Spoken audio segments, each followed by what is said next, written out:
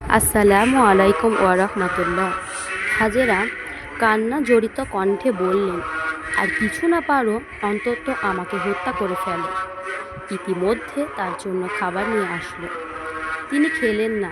দুই চোখের অশ্রুতে বুক ভাসতে লাগলো আর বললেন, তোমরা কি বলতে পারো?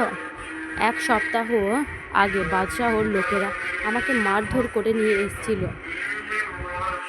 তিনি এখন কোথায়, কেমন আছেন? এক দাসী বলল, তুমি আগে খেয়ে নাও, তারপরে তোমার মাকে খাবার দেব।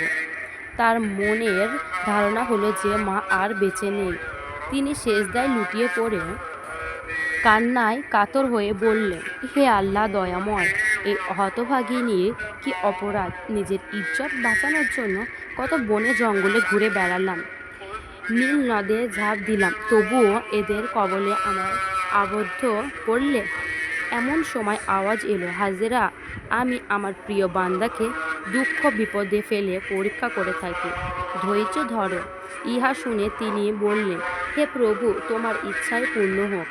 এর মধ্যে এক দাসী এসে খবর দিল, মা বাদশাহ আপনার সাথে সাক্ষাৎ করতে এসেছেন। ইহা শুনে হাজেরা ঘৃণায় চোখ ফিরিয়ে নিলেন। সাধুন হেসে বলল, কি হে সুন্দরী, তোমাকে দেখে মুখ ফিরিয়ে নিলেন কেন? এখানে তুমি আর আমি ছাড়া তো আর কেউ নেই। আমাকে বরণ করে নিয়ে তোমার ভালো হবে। আমি তোমার হয়ে যাব, আর এই ধন ভাণ্ডার সবই তোমার হাতে তুলে দেব, এবং বালাখানার দাস দাসী সবাই তোমার সেবায় নিয়োজিত থাকবে। আমাকে বরণ করে নিয়ে তোমার প্রেম লালসা মিটা। ইহা শুনে ঘৃণায় হাজেরার দেহটা যেন ফেটে যেতে চায়। সাধু তাকে নীরব রেখে রাগ হয়ে বলল, সুন্দরী, তুমি আমাকে দুর্বল ভেবো না। জীবনে আমি হাজার হাজার নারীকে ভোগ করেছি। আমার কথায় রাজি না হলে আমি জোর করে তোমাকে ভোগ করেই ছাড়ব। হাজিরা চিন্তা করে বললেন, এত অধৈর্য হয়েছ কেন? তুমি যদি আমাকে বেগম রূপে বরণ করো, সেটা হবে আমার সৌভাগ্য।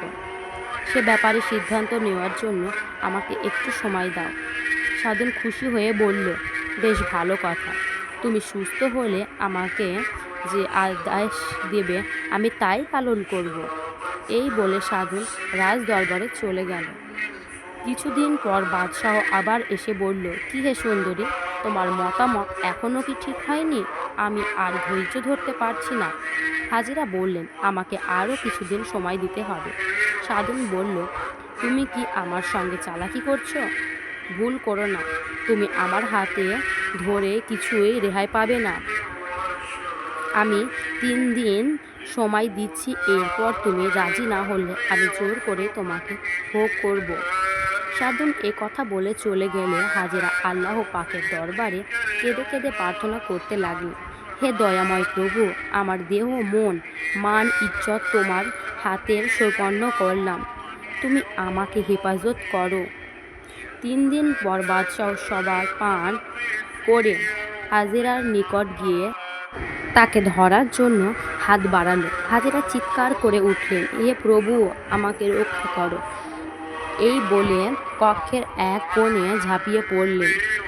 অল্পের জন্য বাদশাহরা তাকে ধরতে পারল না। এর মধ্যে বাদশাহ সাধুনের 2 চোখের ভিতরে ভীষণ যন্ত্রণা শুরু হয়ে গেল। অল্প সময়ের মধ্যে সে অন্ধ হয়ে গেল। তার চিৎকার শুনে সবাই ধরাধরি করে তার প্রণাম বেগমের কক্ষে নিয়ে গেল। তারপর তার চোখে একান্ত অন্ধকার হয়ে গেল।